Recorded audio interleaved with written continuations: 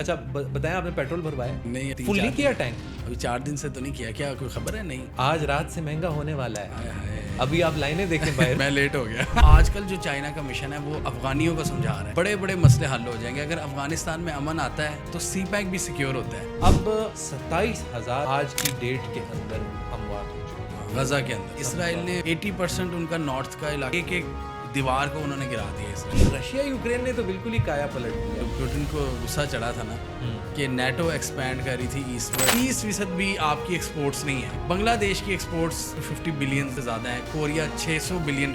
گھروں کے اندر آپ کو چلان آنا شروع ہو گئے تھے. ہم کہتے ہیں واہ یار بزدار کی کیا مینجمنٹ ہے. $18 بلین کا خسارہ آ گیا. $18 بلین کا اس کو کور کرتے کرتے نیکسٹ حکومت کو 3 سال لگ گئے اور انہوں نے چوتھے سال میں گروتھ دکھائی. ہر جیسی گروتھ دکھائی. حق.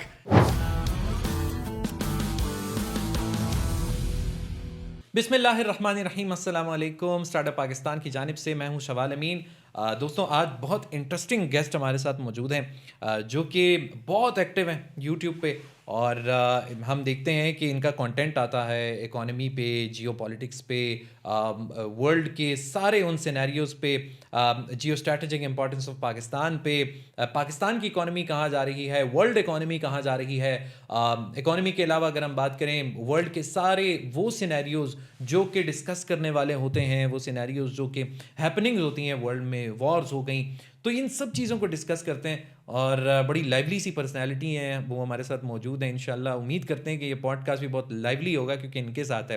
ہمارے ساتھ موجود ہیں جہاد ظفر صاحب. سر کیسے بہت شکریہ. میں ٹھیک ٹھاک. آپ نے دعوت دی آج اور ہم بھی لاہور سے سیدھا ادھر آ گئے. آپ اسٹریٹ فرام لاہور آئے ہیں اور یہاں پر موسم کیسا ہے بھائی اسلام آباد؟ سر اسلام آباد نے تو ہمیشہ کی طرح دل جیتا ہے. یہ لوگ کچھ سمجھتے ہیں کہ شاید لاہوری بور ہو جاتے ہیں لیکن میں نے ہمیشہ انجوائے کیا اور ہمیشہ اسلام آباد نے نیا ایک روپ دکھایا ہے. کبھی بارش اور کبھی دھند اور کبھی سورج کی آب و تاب زبردست. ہمیشہ مزہ آتا ہے.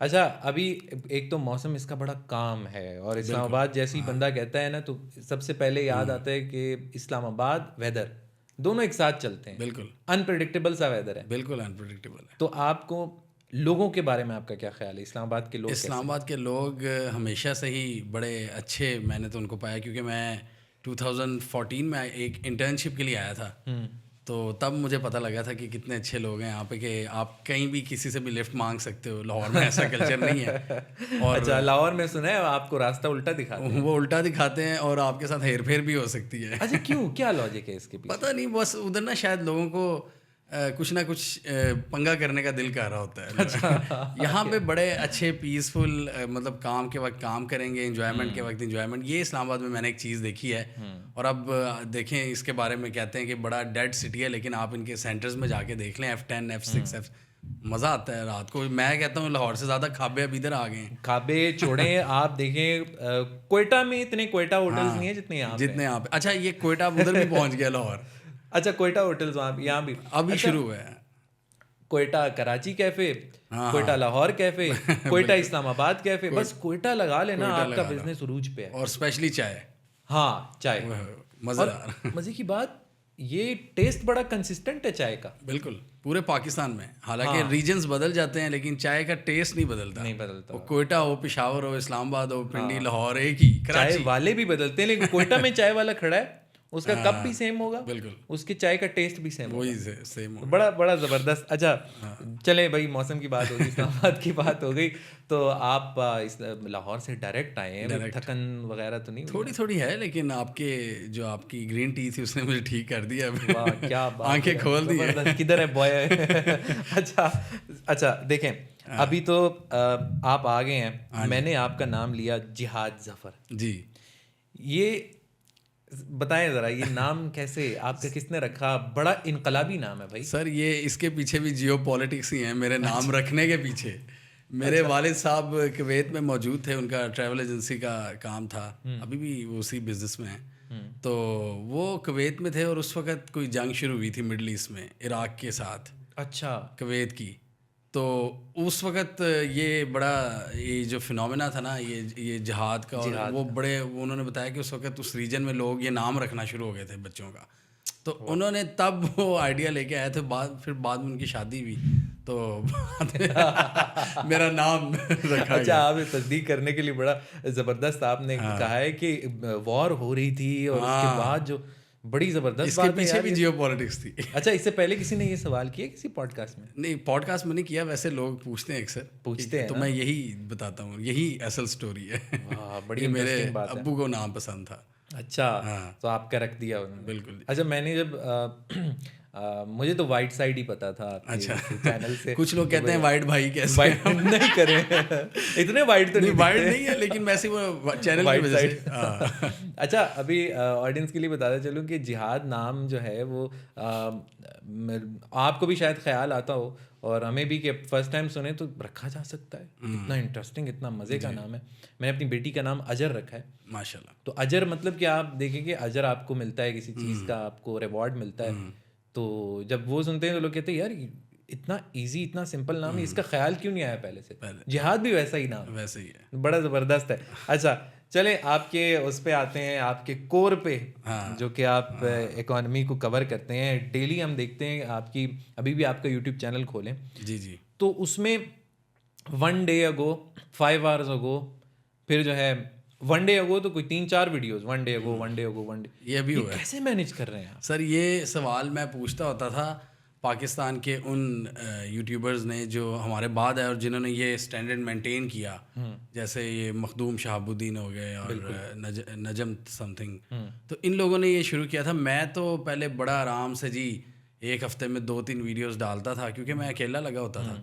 تو پھر میں نے کہا ذرا ان لوگوں سے مقابلہ کیا جائے, یہ بعد میں آ کے تو ان سے بھی ڈسکشن ہوئی, یہ واقعی بڑا مشکل کام ہے. تو پھر میں نے ذرا ہمت کی, تھوڑی سی ٹیم ایکسپینڈ کی, تو اس کے یہ ثمرات ہیں کہ اب آپ ملٹیپل ویڈیوز ایک مطلب کوشش ہوتی ہے 2 تو جائیں, ڈیلی نیو کانٹینٹ جائے, تو اسی پہ کام. کوالٹی ہم کمپرومائز کرنے کی کوشش نہیں کرتے. اچھا ریسرچ کا بتائیں, ریسرچ ٹیم آپ کی الگ ہے, آپ خود کرتے ہیں؟ نہیں ریسرچ ٹیم پہ ابھی تک میں نے کسی پہ بھروسہ نہیں کیا, ریسرچ خود ہی ہوتی ہے. اور باقی ایڈیٹنگ, یس ایڈیٹنگ اینڈ جو آپ کی پبلشنگ آپٹیمائزیشن کانٹینٹ کی SEO وغیرہ اس پہ آپ کر سکتے ہیں. میں مطلب میرا طریقہ یہ ہے. باقی جو پریزنٹیشن اور ریسرچ ہے وہ میں نے اپنے ہاتھ میں رکھی ہوئی ہے. زبردست. اچھا ریسرچ کے بعد ایڈیٹنگ میرا خیال ہے وہ دوسری چیز ہوگی جی جی, جو آپ نے بڑی مشکل سے کسی ہاتھ میں تھمائی ہو. بہت مشکل, اس کو 4 سال لگے کیونکہ میں کسی پہ بھروسہ نہیں کرتا. نہیں کیونکہ آپ نے نا اس چیز کو اپنے کنٹینٹ کو جس طرح سوچا ہوتا ہے نا, کبھی کبھی وہ اس طرح نکل کے ہی نہیں آتا. ایگزیکٹلی, بالکل. تو وہ بندے کو برا لگتا ہے کہ یار میں ایڈیٹر کو بار بار بولوں گا یار یہ چینج کر دو یہ چینج کر دو, بڑا ٹائم لگا ہوگا. بڑا ٹائم لگا اس پہ. اور خوش قسمتی سے کچھ ایسے دوست تھے جنہوں نے مطلب ہمارے ساتھ ہی کام سیکھا تھا, تو وہ سمجھتے تھے, تو اب ان کا ساتھ ہے تو بڑا زبردست ہو رہا ہے. زبردست. مطلب your workload management is really good, اس کا مطلب یہ ہے. اچھا بسم اللہ کرتے ہیں, آپ کے اس ٹاپک پہ آتے ہیں. جی جی. اچھا آپ جو ہیں آج کل ہم دیکھ رہے ہیں کہ آپ ایکٹیو تو ہیں جی, لیکن میں پرسنلی میں شروع کرنا چاہوں گا لوکل پاکستان اکانومی سے. ٹھیک ہے. کہ آج کل ہم نے دیکھا ہے کہ ایک شفٹ آیا ہے, بہت بڑا شفٹ آیا ہے کووڈ کے بعد. ہاں, اکانومی کے اندر بھی ڈیجیٹلائز ہوئی ہیں چیزیں. جی جی, پاکستان میں بھی, پورے ورلڈ میں. میرا خیال ہے پاکستان ابھی اس میں بھی کافی زیادہ پیچھے ہے. پورے ورلڈ میں تو میرا خیال ہے ہر چیز ہی ڈیجیٹلائز ہوگی, ایون جابس بھی آن لائن ہو رہی ہیں.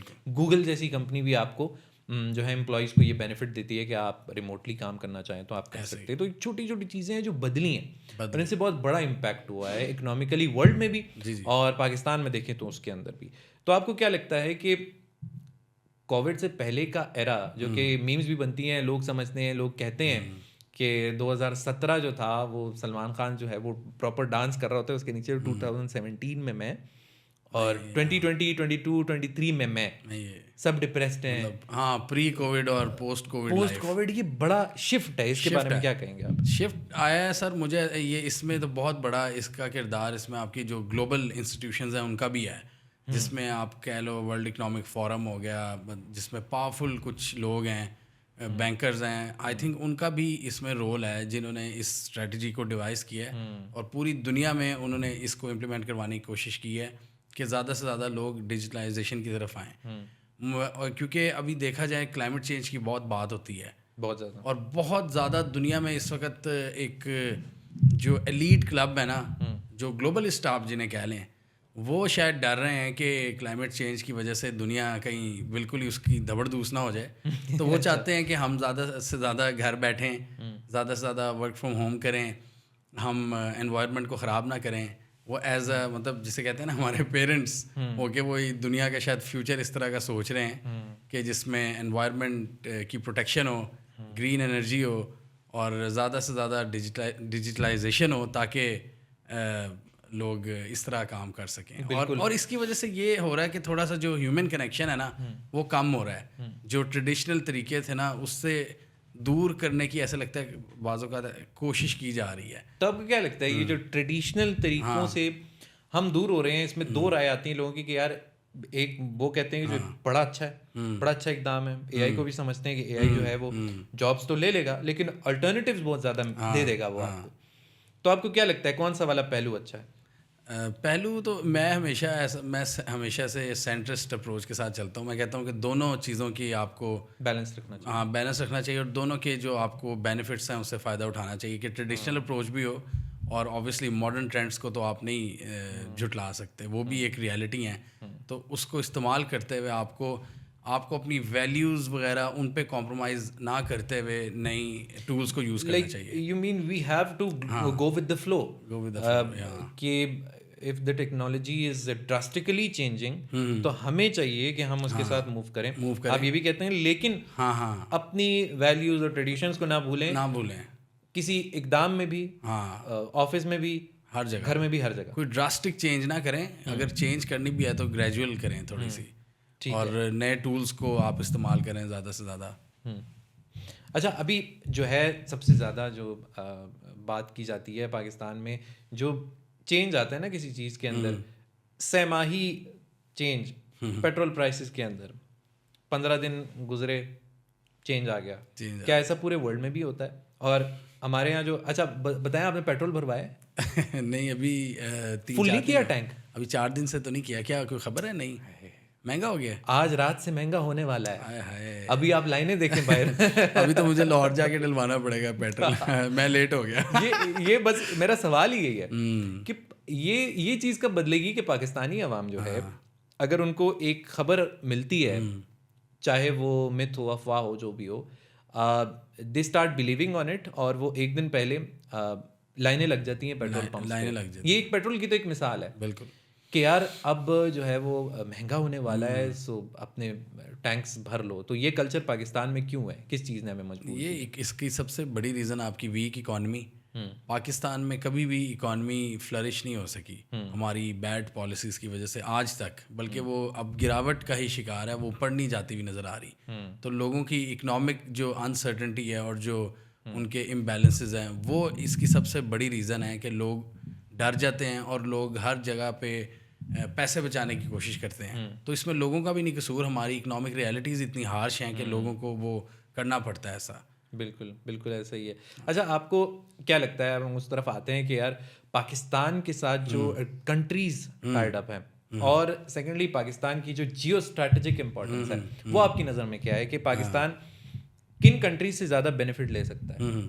سر، یہ تو بڑا انٹرسٹنگ کویشچن کیا. آپ کو پتہ ہی ہے کہ ہماری جو اردو میں اسے کہتے ہیں محلے وقوع.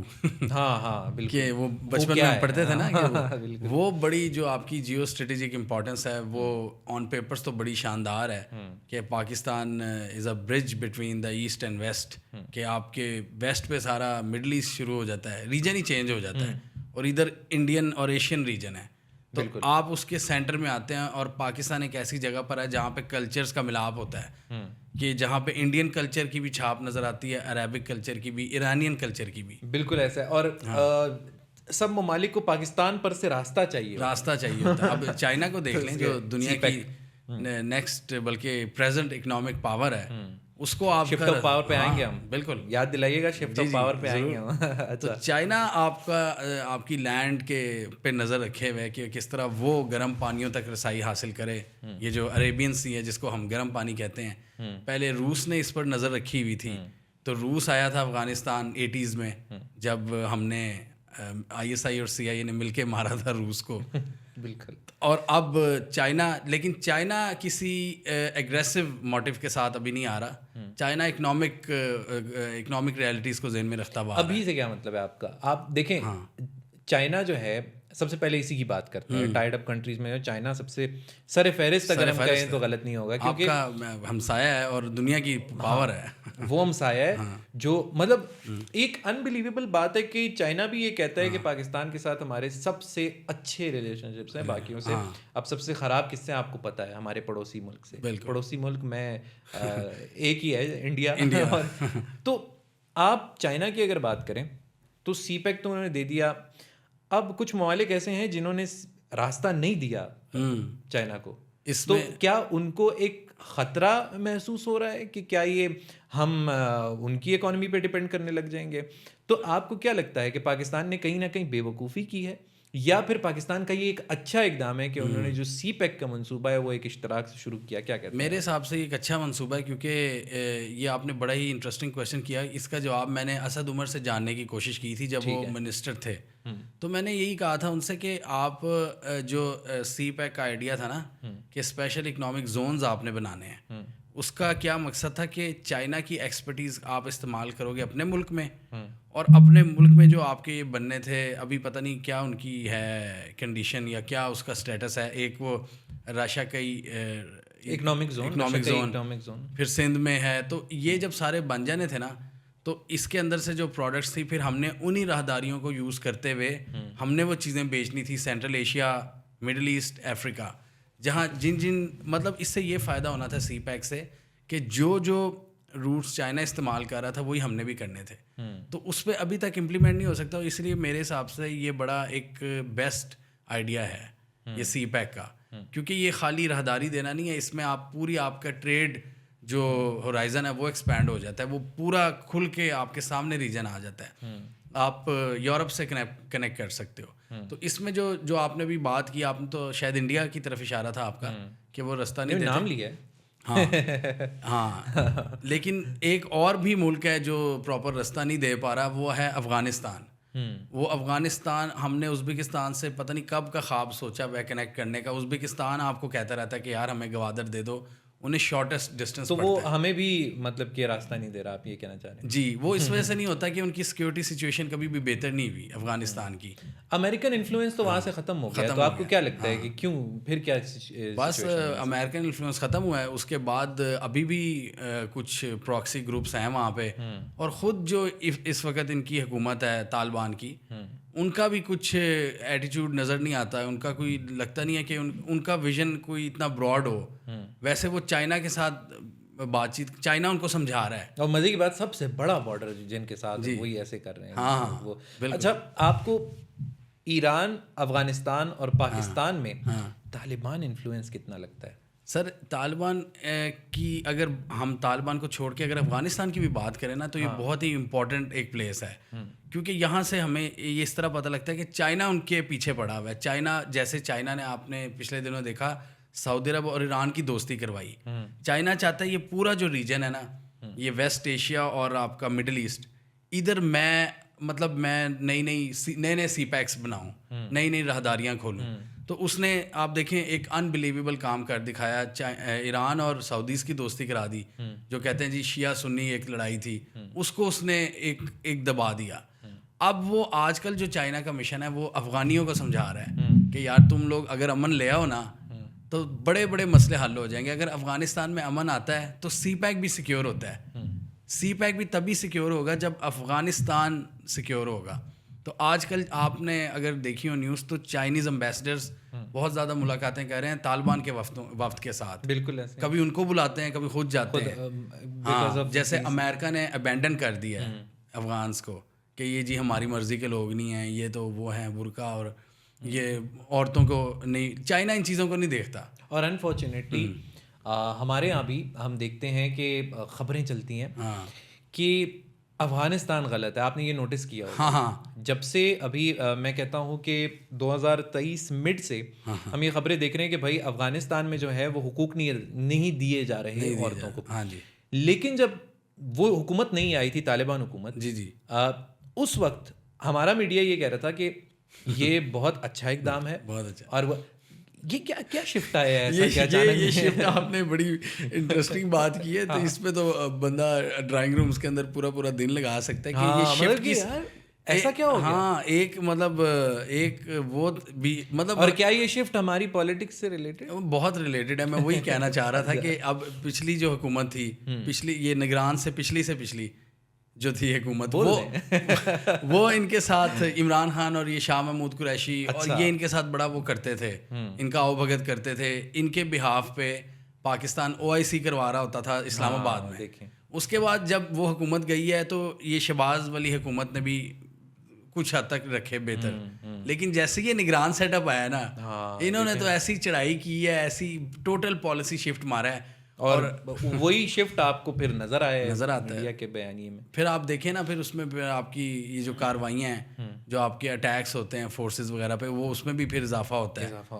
جب اگر آپ امن قائم رکھیں گے, اب اس میں دونوں سائڈ سے غلطیاں ہوں گی, لیکن ہم یہ نہیں کہہ سکتے کوئی ایک سائڈ دودھ کی دھلی ہے. مطلب اس میں یہ انفلوئنس بھی ہو سکتا ہے کہ ہم نے افغان باشندوں کو جو یہاں پاکستان میں انلیگلی مقیم تھے ان کو بھی بھیجا, تو وہ آبویسلی اس کا تو ایک ریئیکشن آنا ہی تھا, ایک آئے گا. سو نیوٹن لا نے کام کیا اور یہاں پہ وہ چل گیا. تو یہ تو ہونا ہی تھا. اس سے پہلے بھی آپ دیکھیں, ایون عمران خان کے دور میں بھی جب وہ بڑا اچھا ان سے کر رہے تھے, وہ تب بھی وہ طالبان آتے تھے اور باڑ کو اکھاڑتے تھے. انہوں نے تب سے وہ شروع کر دیا تھا. تو وہ آہستہ آہستہ ایسکلیٹ ہوا ہے. اور وہ بیسیکلی وہ آپ دیکھ لیں نا, وہ بھی ایگریشن دکھاتے ہیں کہ ہم بھی کوئی چیز ہیں, ہمیں بھی تسلیم کرو. تو پاکستان تو ان کو کر رہا تھا تسلیم, تو اس کے بعد جب ان کی طرف سے بھی کوئی ایسی نہیں آئی کنسیلیٹری ٹون, تو پھر پاکستان بھی مزید چڑھائی, اور اب معاملات مزید خراب ہوتے جا رہے ہیں. اب میرا پرسنل اوپینین یہ ہے کہ خراب نہیں ہونے چاہیے. اوبویسلی ہم سایہ ملک ہے, اگر آپ کا ادھر سیکیور ہو جاتا ہے ویسٹرن بارڈر, تو آپ کا سی پیک بھی سیکیور ہے, اور آپ کی نئی تجارتی راہداریاں بھی بنیں گی جو کہ رکی ہوئی ہیں ابھی. بالکل ایسا ہی ہے. اچھا, ایک اور ہمیں دکھتا ہے کانفلکٹ کہ شاید اس سے انٹر لنکڈ ہو, جو بلوچستان سے جو ہے سب سے پہلے ایران نے اٹیک کیا, اور ان کا یہی کہنا تھا کہ ہم نے بلوچستان, اور مجھے پرسنلی میرا یہ اوپینین ہے کہ وہ ایک انہوں نے جو بات بولی تھی وہ صحیح تھی, ان کا اقدام غلط تھا. دہشت گرد گروپس ایکٹیو تھے اور وہ ہوا تھا. پھر پاکستان نے جو جوابی کارروائی کی, کیا صوبہ ہے اس کا ایران کا, سیستان بلوچستان, سیستان میں, سیستان کے اندر جو ہے یہ انہوں نے اٹیک کیا. تو ان کا بھی پھر یہ کہنا تھا کہ ہم نے وہ ملیٹنٹ گروپ کے کارندے تھے جن کو یہ کیا. تو اب یہ کانفلکٹ کیا انٹر لنکڈ ہے اس چیز سے؟ کون سے والا یہی پاک ایران کا جو کانفلکٹ ہے. بالکل. اب آپ دیکھیں, ابھی پچھلے دنوں ان کے فارن منسٹر آئے ہیں, تو اب تو دوستی کی باتیں ہو گئی ہیں, جسے کہتے نہیں دو بھائی آپ ہنسی خوشی رہنے لگے. فارن منسٹر ادھر آیا ہوا تھا, یہاں پہ آرمی چیف سے ملا ہے. ہاں جی. ان کا ایران کا پوائنٹ آف ویو یہ تھا کہ جیش العدل ایک گروپ ہے جو کہ اسرائیل اور امریکہ سے فنڈنگ لیتا ہے, اور وہ پاک ایران بارڈر پہ بیٹھا ہوا ہے بلوچستان کے اندر. اور پاکستان نے کہا یہ BLA ہمارا دشمن گروپ آپ کے ملک میں بیٹھا ہوا ہے. تو دونوں نے اپنی کاروائیاں کر کے اپنا غصہ پھر گلے لگا لیا آپس میں. لیکن اس کانفلکٹ کے پیچھے اگر آپ بڑی گیم دیکھیں نا, تو وہ تو ہے کہ کچھ قوتیں نہیں چاہتی کہ پاکستان اور ایران بھائیوں کی طرح رہیں, کچھ گلوبل پاورز ہیں. کیونکہ ایران جو ہے اس کا ابراہیم رئیسی, ان کا جو سب سے زیادہ جو کلیش آتا ہے نا, وہ آپ کو پتہ ہے کس کے ساتھ آ رہا ہے, جو امریکہ سے آ رہا ہے, اور اسرائیل کو جواب جو ہے سب سے زیادہ میں کہتا ہوں جو دے رہا ہے وہ ابراہیم ایران ہے. بالکل. ان کا ایکسس آف ریزسٹنس بھی ہے ایک زیادہ, جو جس کو ویسٹ کیا میڈیا اس کو لکھتا ہے ایران پراکسیز, وہ ان کا ایکسس آف ریزسٹنس ہے, جو ویسٹ کہتا ہے کہ اس ایکسس آف ریزسٹنس کو ایران سپورٹ کر رہا ہے, جس میں یہ حوثیز ہیں, انصار اللہ, حزب اللہ, حماس, اور پھر عراق اور سیریا میں بیٹھے کچھ گروپس ہیں جو بڑے خطرناک حملے کرتے ہیں امریکی فورسز پر. تو وہ کہتے ہیں ایکسس آف ریزسٹنس, اور وہ کاروائیاں کرتا ہے ایران کے بہاف پر. وہ اسرائیل کے موساد ایجنٹس کو بھی ٹارگٹ کرتے ہیں, اور اسی پالیسی کے تحت انہوں نے پاکستان میں اسٹرائکس کی تھی. تو پاکستان نے کہا تھا آپ ہمیں وہ عراق یا لیبنان یا سیریا نہ سمجھیں, ہم پاکستان ہیں. تو پاکستان نے بر وقت جوابی کارروائی کی تھی. لیکن یہ بتانے کا مقصد ہے کہ یہ ایکسس آف ریزسٹنس جو ایران کا سو کالڈ آپ جسے کہہ لیں, وہ امریکہ اور اسرائیل کو کاؤنٹر کرنے کے لیے انہوں نے بنایا ہوا ہے. انہوں نے کچھ گروپس بنائے ہوئے ہیں جن کو وہ سپورٹ کرتے ہیں, جو ڈفرینٹ ملکوں میں کاروائیاں کرتے ہیں. تو پاکستان میں بھی خبریں آتی ہیں کہ ایران کے کچھ ایسے گروپس ہیں، لیکن کبھی وہ اس لیول پہ نہیں گئے. پاکستان نے ہمیشہ ان کو دبایا ہے. بالکل، کیونکہ ایٹمی طاقت کا بھی ایک انفلوئنس ہے، بالکل بالکل وہ اس میں رہتا ہے. اچھا اب ہم اسی پر آتے ہیں. اوبیسلی وہ لنکڈ ہے اس چیز سے. ہم نے بات کی کہ حماس کی سب سے پہلا اٹیک جو ہے حماس کی جانب سے کیا گیا، اس کے بعد آپ کو پتہ ہے کہ کیا سچویشن ہم دیکھ رہے ہیں فلسطین میں. تو کچھ پتہ نہیں کیا سوچ ہے یہ، لیکن کچھ کا کہنا ہے کہ اگر حماس نے پہلا اٹیک نہ کیا ہوتا تو آج یہ چیزیں عام جو عوام ہیں فلسطین کے جو مظلوم لوگ ہیں ان کو نہ بھگتنی پڑتی. کچھ لوگ ایون پاکستان سے بھی یہ بات کر رہے ہیں. دوسرا سوال میرا آپ سے یہ ہے کہ اب 27,000 جو ہیں آج کی ڈیٹ کے اندر اموات ہو چکی ہیں اس کے اندر. بالکل غزہ کے اندر 27,000 اموات ہو چکی ہیں. میرے خیال 64 یا 65,000 جو ہیں وہ زخمی ہو چکے ہیں. تو آپ دیکھیں غزہ کی، میں نے سنا ہے کہ وہ جو اسٹرپ ہے اسلام آباد جتنی جی بالکل اتنی ہی یہی ہے نا، اتنی ہے، اور وہ بڑی کنجسٹڈ ہے. آبادی زیادہ ہے، ایریا کم ہے. ان کو ورٹیکل میں بلڈنگز بنانی پڑتی ہیں، ہائی رائز بلڈنگ جگہ نہیں مینیج کرنے کے لیے، اور وہ سب تباہ کر دیا ہے. اسرائیل نے 80% ان کا نارتھ کا علاقہ سارا تباہ. آپ اندازہ لگائیں 80% انفراسٹرکچر، ایک دیوار کو انہوں نے گرا دیا اسرائیل نے. سوال یہ کہ یہ کیسے اس میں کمی لائی جا سکتی ہے؟ اس کو ہم کنڈیم تو کر لیں گے، لیکن کنڈیم کیا ہمارے بولنے سے اثر ہوگا؟ اس کے کیا ایک ایسی اسٹریٹجی ہو سکتی ہے؟ جنگ بندی ہم دیکھتے ہیں 3-4 دن کی جنگ بندی ہو جاتی ہے، اس کے لیے 2 دن کی میٹنگ کرتے ہیں. 2 دن کی میٹنگ کے بعد اگر 6 دن کی جنگ بندی ہو تو اس کا فائدہ نہیں ہے کوئی. تو آپ کو کیا ایک لانگ ٹرم اس کا حل نظر آتا ہے؟ لانگ ٹرم تو اس میں کچھ مسلمانوں کو بھی کردار ادا کرنا پڑے گا، جیسے اسپیشلی سعودی عرب کو. لیکن سعودی عرب تو ہم دیکھ رہے ہیں کہ وہ اسرائیل کو تسلیم کرنے کے تیار بیٹھا ہے. سعودی عرب نے ابھی ریسنٹلی پھر آفر کیا ہے محمد بن سلمان نے کہ اگر آپ جنگ بندی کر لیتے ہیں اور فلسطین کو ریاست مان لیتے ہیں تو ہم آپ کو تسلیم کر لیں گے. وہ تو ابھی بھی، تو اس میں تھوڑی سی ویکنیس تو ان کی بھی ہے، مسلم ممالک کی. اور دوسرا اسرائیل کو پوری بیکنگ ہے پاکستان سمیت. نہیں پاکستان ڈائریکٹ تو نہیں کرتا اسرائیل کو سپورٹ. ٹھیک ہے. یہ عرب ممالک جو ہے نا، جیسے UAE اور سعودی عرب وغیرہ، جارڈن، اور کسی حد تک نااہلی کی بات کروں، پاکستان کی ہے کسی حد تک. جی کہہ تو سکتے ہیں ہوگی. اور اس میں پھر امریکہ کا بھی رول ہے. امریکہ جس طرح بیکنگ کرتا ہے اوپنلی، ان کا ہر منسٹر سے لے کر پریزیڈنٹ بائیڈن تک ان کو تھپکی دیتے ہیں نیتن یاہو کو کہ ہم آپ کے پیچھے کھڑے ہیں، آپ کو رائٹ ٹو سیلف ڈیفینس اور وہ ساری باتیں کر کے وہ چلے جاتے ہیں. اور وہ پھر اسرائیل سے ایک یہ ڈیمانڈ رکھتے ہیں کہ جی آپ فلسطینین اتھارٹی کو بنائیں، اس کو تسلیم کر لیں. اسرائیل کہہ رہا ہے ہم نے غزہ کو ٹوٹل تباہ کر کے اپنے کنٹرول میں لینا ہے. امریکہ کہہ رہا ہے کہ کوئی تھوڑی سی نا کوئی پپٹ قسم کی فلسطینین اتھارٹی بنا دو جو پہلے ایک ہوتی تھی، تو اور آپ ان کے ساتھ مل جل کر رہو. تو یہاں پر یہ اختلاف آ رہا ہے کہ امریکہ کہہ رہا ہے کہ تھوڑا سا آپ اپنی کارروائیاں ضرور کرو، لیکن جنگ کو تھوڑا سلو کر دو اور فلسطینی اتھارٹی کو بننے دو. تو اب دیکھیں نا، یہ جب اس طرح کے ویک سجیشنز آئیں گی تو پھر اسرائیل کو بھی پھر وہ ملتا ہے. اور اس معاملے میں آپ نے نوٹس کیا ہوگا کہ اس معاملے میں یہ سارے ادارے جو سو کالڈ اپنے آپ کو سمجھتے ہیں کہ ہم بہت زیادہ انفلوئنس رکھتے ہیں ورلڈ پہ، وہ سلو ڈاؤن ہو جاتے ہیں، ان کی کارروائیاں سلو ڈاؤن ہو جاتی ہیں. بالکل ایسا. ہم UN دیکھتے ہیں، UN جو ہے وہ انتہائی سلو وہ ہو جاتا ہے، باقی چیزوں میں وہ فیصلہ اچھا دے دیتے ہیں. یہاں پہ وہ کہتے ہیں کہ ہماری جنگ بندی ہوتی ہے، اس کے باوجود حملے کر رہا ہے بالکل اسرائیل. سر UN اس کا چیک اینڈ بیلنس بھی نہیں ہے. UN کی ابھی آپ کی بات سے یاد آیا کہ UN کی ایک ہے UNRWA سم تھنگ، مجھے اس کا نام نہیں یاد آ رہا، لیکن وہ فلاحی کام کرتی ہے غزہ کے اندر. اچھا. تو 13 ملکوں نے، یہ جو ویسٹ کا پورا کیمپ ہے گوروں کا، انہوں نے اس کو سپورٹ کرنا ہی بند کر دیا ہے UN کو. اور اس UN کی آرگنائزیشن کے اپنے 147 بندے مارے جا چکے ہیں. بالکل ایسے اٹیکس میں مار رہے ہیں UN کے اپنے بندے بھی. اور وہ پھر بھی کچھ نہیں کر پا رہی UN، اپنے بندے مروا کے بھی. اور 13 کنٹریز نے ان کو فنڈنگ بند کر دی ہے.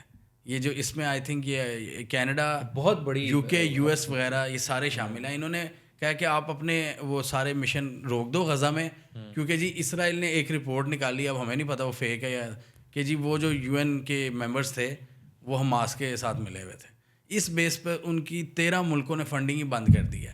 اور وہ اب جو تھوڑا بہت کام کر رہے تھے، کوئی اسسٹنس وغیرہ کا ہیومینیٹیرین اسسٹنس وہ بھی اس ٹائم بند ہو چکا ہے. انفارچونیٹلی ان کا ایک ایگریسو اسٹینس ہے کہ وہ یہ سمجھتے ہیں کہ اگر اسپتال ہے, اگر ایک لائن ہے جو کہ کھانے کے لیے لگی ہوئی ہے, اس میں وہ اگر حماس کا آدھا بندہ بھی دیکھتے ہیں نا وہ پورے اسپتال کو اڑا دیتے ہیں, پورے اسپتال کو, ریفیوجی کیمپ کو, پورے جو رفح کراسنگ کو انہوں نے نہیں بخشا. کیونکہ آپ نے دیکھا ہوگا کہ اس کو جغرافیکلی دیکھیں غزہ کو, تو ایک راستہ ہے ان کے پاس ایجپٹ ہے یا سمندر ہے, ہاں, یا ایک طرف پورا سمندر ہے. آپ خود دیکھیں تو اگر ایجپٹ ہے تو وہ obviously اگر دوسری طرف جائیں گے تو وہ اسرائیل خود ہے وہاں پہ, تو ان کے پاس ایک رفح کراسنگ بچتی ہے. بالکل رفح کراسنگ تک بھی ان کی ایکسس اتنی آ چکی ہے, وہ بمباری کر رہی ہے, ایجپٹ بھی ان کا ساتھ نہیں دے رہا. ہاں جی بالکل ایسے ہی ہے. انفارچونیٹلی تو آپ کے جو مسلمان ممالک کی بات تھی, میرا خیال ہے ایجپٹ جو ہے نا وہ سر فہرست ہے.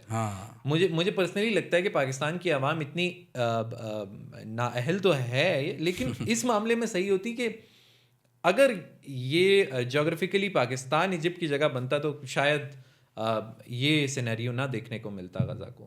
ہم نے اگر افغانیوں کو ہم نے اتنے سال پناہ دے دی ہے, تو فلسطینیوں کو پناہ دینا تو ہمارے اس میں ہوتا, اس میں بڑا وہ چیک اینڈ بیلنس رکھتے ہیں کہ جی یہ کوئی زخمی ہے, کوئی عورت ہے, بچہ ہے, تب آئے گا, ورنہ دوسرے تو وہ جانور ایز اے وہ تو ڈی ہیومنائز کرتے ہیں فلسطینیوں کو سارے ہی, یہ سارے مل کے, امریکہ کے ساتھ ساتھ یہ مسلم ممالک بھی. یہ بڑے افسوس کی بات ہے. تو اس میں یہ OIC وغیرہ کو بس ہم یہی کہہ سکتے ہیں کہ ان کو کچھ کرنا چاہیے, اور کچھ ایسے پریکٹیکل اقدام. اب پریکٹیکل اقدام کی کیا بات کریں, وہ تو خود امریکہ کو کہتے ہیں, سعودی عرب اور جارڈن, کہ ہمارے ملک میں ایئر ڈیفینس سسٹم لگائیں, ہم بچائیں گے اسرائیل سے, ہم آپ کی مدد کریں گے اس جنگ میں.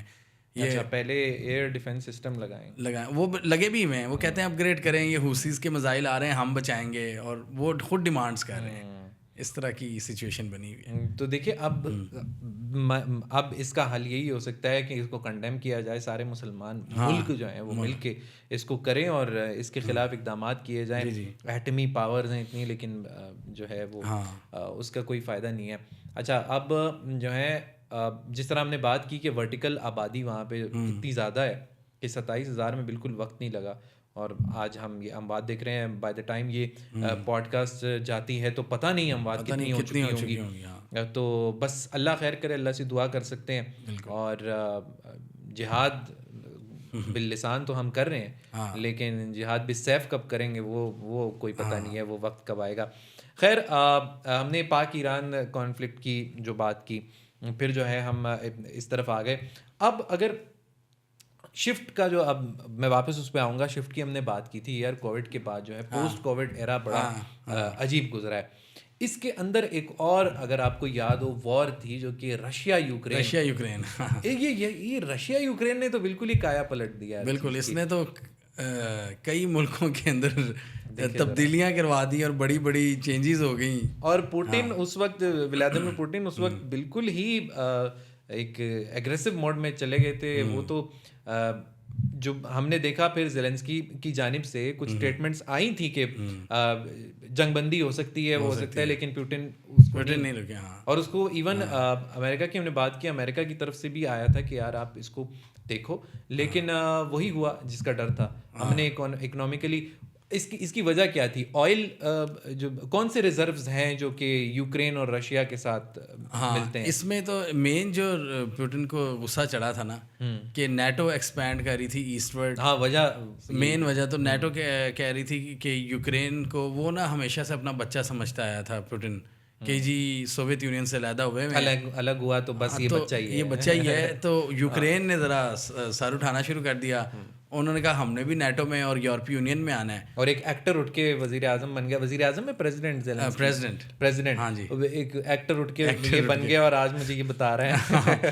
تو وہ بیسیکلی تھا وہ ویسٹرن پپیٹ ہی زیلنسکی. 2014 میں جب رشیا نے کرائمیا کو انیکس کیا, یہ بھی ان کا ایریا تھا یوکرین کا. 14 میں اس نے کرائمیا کو انیکس کیا تو پرو رشین گورنمنٹ تھی, اور اس کو پھر تبدیل وغیرہ کروا کے مظاہرے کروا کے زیلنسکی, اور پہلے وہ پرو حکومت آئی, پرو ویسٹ گورنمنٹ آئی, اور پھر یہ زیلنسکی آئے. تو یہ بھی مطلب پیور ساری دنیا جانتی ہے کہ ویسٹرن پٹھو ایک بندہ تھا جو کہ جس کو لگایا گیا. تو انہوں نے پھر جیسے ہی ویسٹ ان کو لایا تو انہوں نے وہی ویسٹ کی بولی کہ آپ ہمیں نیٹو میں شامل کریں. اب پوٹن کا ہمیشہ سے یہ وہ ان کی KGB کا بندہ رہا ہے, ان کی انٹیلیجنس کا, سوویت یونین کی, تو وہ اس کی بھی ہمیشہ سے ایک ڈیفینسو اپروچ ہوتی ہے جب وہ پالیسی بناتا ہے. اس نے کہا اگر یہ یوکرین میں نیٹو آ گئی تو جب یوکرین میں ان کے میزائل نصب ہو گئے تو وہ تو ماسکو کو 15 منٹ میں اڑا دیں گے.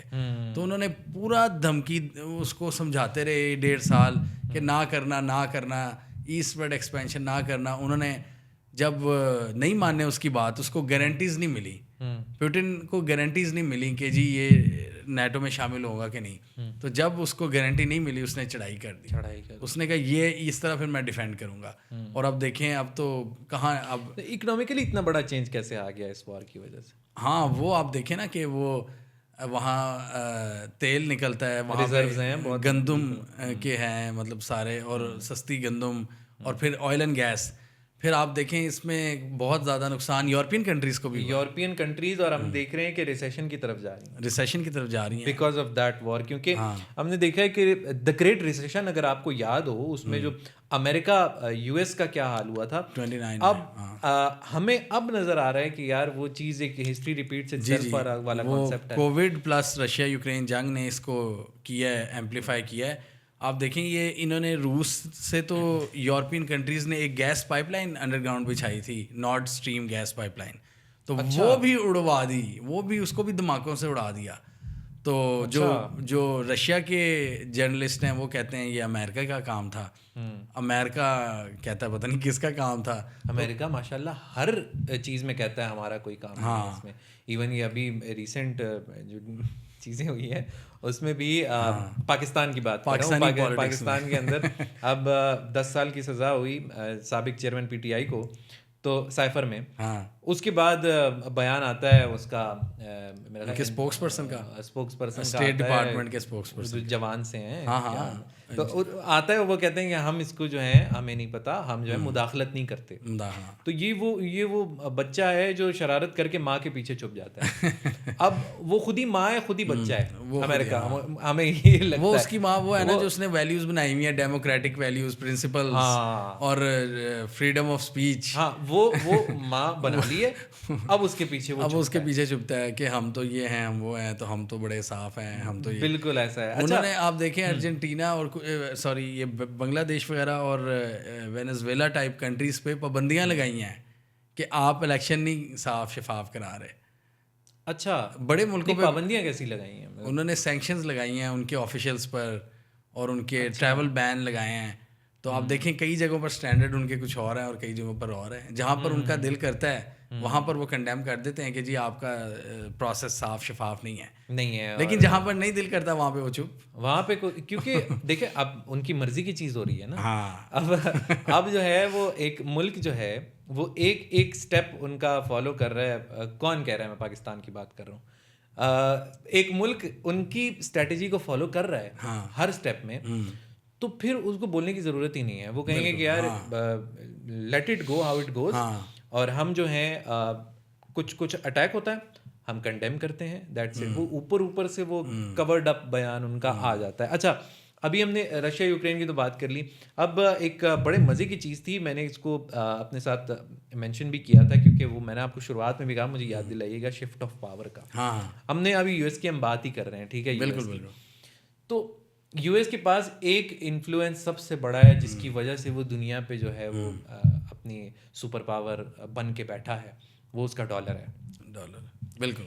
تو کیا ایسا ہو سکتا ہے کہ پاکستان جو ہے وہ ڈالر میں ٹریڈ کرنا بند کر دے, فار ایگزامپل یوان میں ٹریڈ کرنا شروع کرے؟ کیا ہوگا اس سے, یہ بھی کیسے ہوگا؟ یہ بھی آپ نے بات کی نا کہ ہم کچھ مان رہے ہیں کچھ باتیں, تو یہ تو ہمیشہ سے آپ دیکھ رہے ہیں کہ یہ دو سوچیں رہی ہیں کہ ایک پرو امریکہ سائڈ, ایون ہم پاکستان میں کسی آفس میں بیٹھے ہوں تو کچھ لوگ پرو امریکہ ہوں گے, کچھ پرو ایشیا ہوں گے یا پرو چائنا ہوں گے. بالکل, وہ تو ہر جگہ رہی ہے. تو یہ ہمارے اداروں میں بھی ہے, ہمارے بیوروکریسی میں بھی ہے, ہماری ہر گورنمنٹ میں رہتی ہے. ایون آپ پارٹیز کو دیکھ لیں تو نون لیگ کے اندر PTI کے اندر آپ کو 2 سیکشنز ملتے ہیں کہ کوئی کہتا ہے پرو امریکہ جاؤ, کوئی کہتا ہے پرو چائنا جاؤ. Party with in the party. ہاں جی. اب مشاہد حسین اس کی ایگزامپل ہیں. مشاہد حسین آج کل سی پیک کو بڑا ماشاء اللہ کہہ رہے ہیں. اچھی بات ہے کہ اس طرح کی بھی وائسز ہونی چاہیے کہ وہ کہہ رہے ہیں کہ وہ سی پیک کی امپورٹنس کو بڑھاتے ہیں, جو کہ آج کل کوئی نہیں بتا رہا. جو پوری اسٹیٹ پہلے سی پیک لگی ہوئی تھی, تو اب وہ نظر نہیں آتا. تو وہ آپ نے شفٹ کی بات کی نا, تو یہ ان کو سمجھنا چاہیے پالیسی میکرز کو کہ چاہے آپ پرو امریکہ رہیں چاہے پرو چائنا رہیں, یہ آپ کو سمجھ لیں کہ ایک شفٹ آ رہا ہے. اب برکس کی بات کریں, بالکل برکس کا جو پہلے برازیل, رشیا, انڈیا, چائنا اور ساؤتھ افریقہ تھے, کہ گلوبل ساؤتھ کی نمائندگی تھی. یعنی کہ جو لیس پریویلیج کنٹریز ہیں گلوبل ساؤتھ, جس میں یہ ساری پٹی آ جاتی ہے آپ کی ساؤتھ امریکہ والی اور ہماری ایشیا والی. تو یہ برکس نے اب ڈیولپنگ انہوں نے اب اپنے آپ کو اسٹرینتھن کرنا شروع کیا ہے, اور انہوں نے برکس کو ایکسپینڈ کر لیا. اس میں سعودی عربیہ وغیرہ اور بھی کنٹریز آ رہے ہیں, اور انفلوئنشل ممالک بھی شامل ہو رہے ہیں. ایران بھی آئی تھنک ہو گیا شامل. تو اس طرح یہ چاہ رہے ہیں کہ ہم اپنی ایک کرنسی لانچ کریں, یا اگر اس وقت کوئی نہیں ہے آلٹرنیٹیو کرنسی, تو ہم یوان کو استعمال کریں. مطلب موجودہ ممالک کے اندر جو پاورفل ملک ہے اس کی کرنسی کو لے آئے. بالکل. تو یہاں سے یہ شفٹ ہوگا, آ سکتا ہے, پاسبل آ رہا ہے. اور یہ پالیسی میکرز کو سمجھنے کی ضرورت ہے کہ اب دنیا, اب وہ جو تھا نا یونیپولر ورلڈ, سنگل پاور امریکہ, اب وہ نہیں رہے گی. اب ملٹی پولر ورلڈ بنے گی. ملٹی پولر ورلڈ میں اب آپ دیکھیں, روس نے ان کو مارا تو ہے, تو روس نے بھی اپنی پاور دکھا دی. ادھر چائنا نے اکنامک پاور دکھا دی ہے. ادھر آپ انڈیا کو دیکھ لیں, وہ بھی ایک پاور بن کے ابھر رہا ہے. اور ادھر آپ کا سعودی اور یو اے ای. تو اب یہ 5-6 پاور سینٹرز بن چکے ہیں دنیا میں. یہ یو ایس کو بھی سمجھ نہیں آ رہی, اور ہمارے پاکستان میں بھی کچھ لوگ ہیں جن کو سمجھ نہیں آ رہی کہ پاور بیلنس چینج ہو رہا ہے. اور ہم یہ نہیں کہہ رہے کہ یو ایس ٹاٹا بائے بائے. یو ایس کبھی نہیں ٹاٹا بائے بائے ہوگا. یو ایس ہی رہے گا. ان کی جو ٹیک اور سوشل میڈیا اور ڈیجیٹل میڈیا کی پاور ہے وہ رہے گی. جاپان اور جرمنی ایگزسٹ کرتے ہیں. جاپان اور جرمنی کی مثال اس لیے دی کہ ابھی جاپان میں ہم نے دیکھا ہے کہ آج کل جو خاص کر جو آٹو موبائل انڈسٹری ہے اس میں جاپان سے کوئی بھی ہار نہیں سکتا تھا. اب ہم نے شفٹ دیکھا ہے, ابھی جو وہیکلز ہیں وہ بھی چائنیز برانڈز آنے لگے ہیں.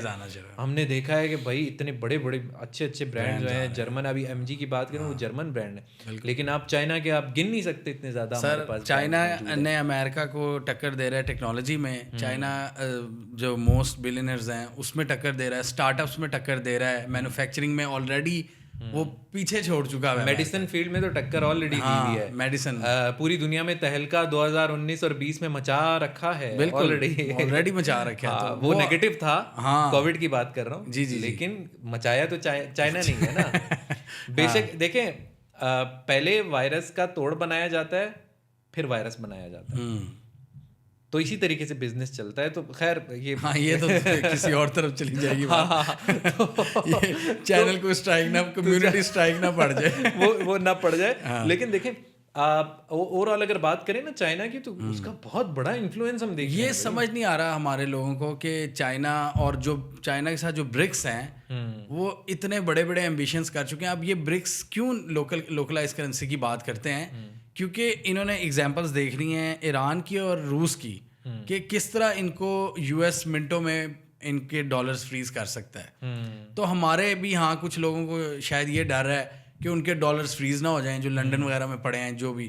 تو اس لیے وہ کہتے ہیں کہ یار ہم نے یو ایس کے ساتھ ہی رہنا ہے. میرا پوائنٹ آف ویو یہ ہے کہ آپ یو ایس کے ساتھ بھی رہیں, لیکن آپ نئی ریالٹیز کو بھی سمجھیں.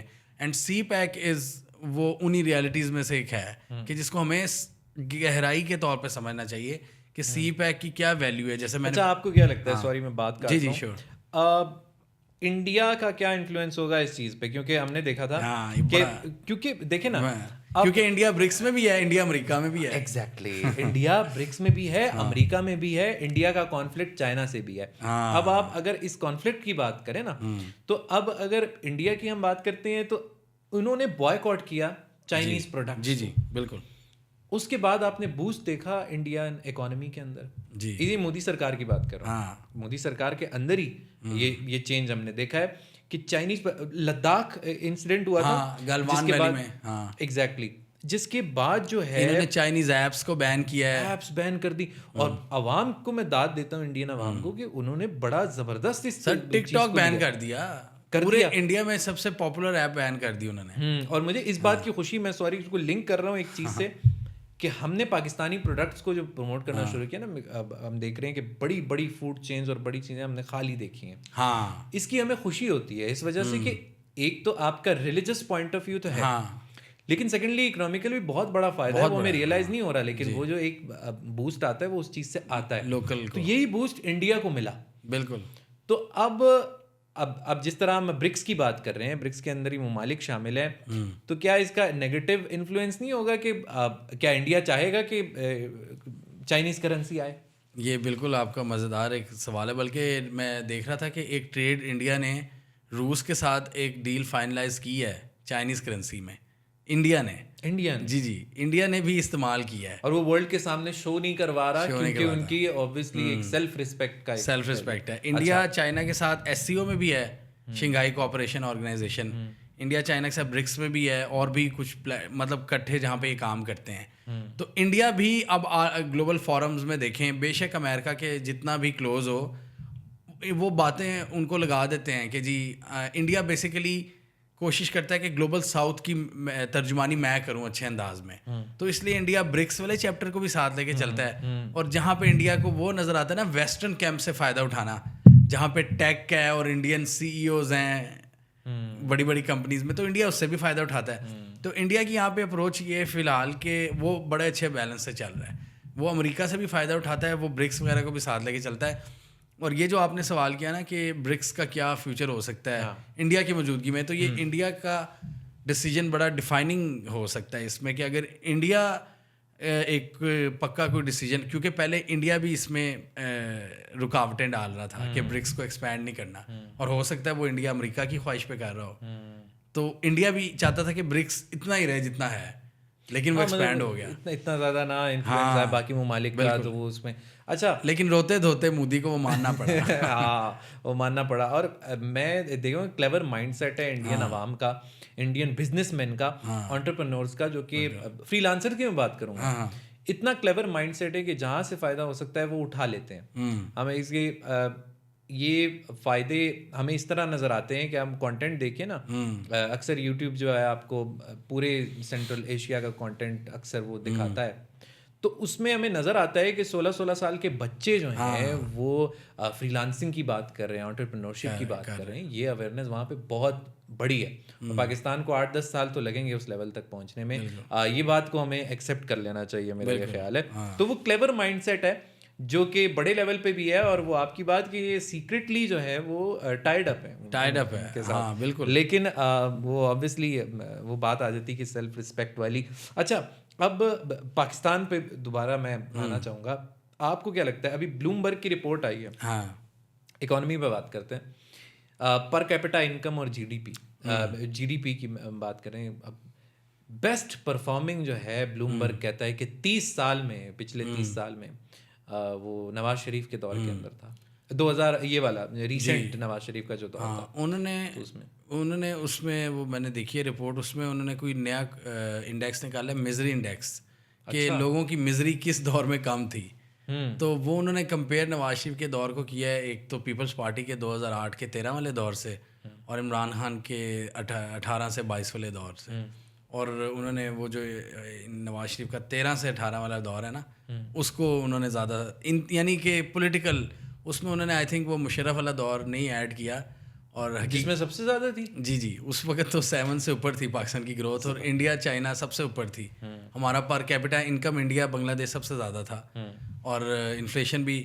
اب بنگلہ دیش سے کوئی کمپیریزن ہی نہیں تھا نا, اور اب بنگلہ دیش کا پر کیپٹا ہم کہتے تھے نا 2% کے 2%, ان کا ٹکا جو ہے وہ آج ہماری روپی سے زیادہ ہے. یہ حال ہے. بتائیں. تو بنگلہ دیش اب آپ دیکھ لیں, وہ اس کا پر کیپٹا انکم 2600 کے قریب ہے, ہمارا $1500, تو اتنا زیادہ فرق ہے. تو وہ انہوں نے ایک مزری انڈیکس نکالا ہے کہ جس میں انفلیشن اور یہ سارے جی ڈی پی وغیرہ یہ سارے ان چیزوں کو لیا ہے کنسیڈریشن میں, اور بتایا کہ جی نواز شریف کے دور میں مزری انڈیکس 14% تھا, عمران خان کے دور میں 16% تھا اور زرداری کے دور میں 17%. یعنی کہ جتنا زیادہ ہوگا اتنا ہی زیادہ میزری لوگوں کی زیادہ مسئلہ. ہاں تو وہ انہوں نے کمپیئر کیا 30 سال. اب 30 سال مشرف کا دور نکالنے تو پیچھے بچتی صرف پیپل پارٹی اور نون لیگ ہی ہے. تو 90s کا دور ہم سب کو پتہ ہے, 90s سے شروع ہوتا ہے نا 30 سالہ دور. تو 90s میں تو کرپشن کی بھرمار تھی. جب یہ ضیاء الحق کے بعد آئے یہ ملک میں جمہوریت 2 سال کی جمہوریت آئی جس میں خوب انہوں نے لٹا اور ایک دوسرے پہ الزام لگائے. تو اس وقت بھی یہ ملک کا اکانومی کا جنازہ ہی نکال کے گئے تھے 99 میں. اور اس کے بعد مشرف کی حکومت آتی ہے. مشرف نے وہ چونکہ ڈکٹیٹر تھا اس نے اٹھا لیا. اب پیچھے امریکی سپورٹ آ رہی تھی آپ کو, یہ جو افغان وار ہو رہی تھی. اس کے بعد ہماری اکانومی اتنی معصوم ہے کہ اس کو 2 بلین کا ٹوکا کہہ رہا ہوں ٹیکا لگ جائے نا تو یہ ایسے اٹھ جاتی ہے. ٹوکا ٹیکا دونوں.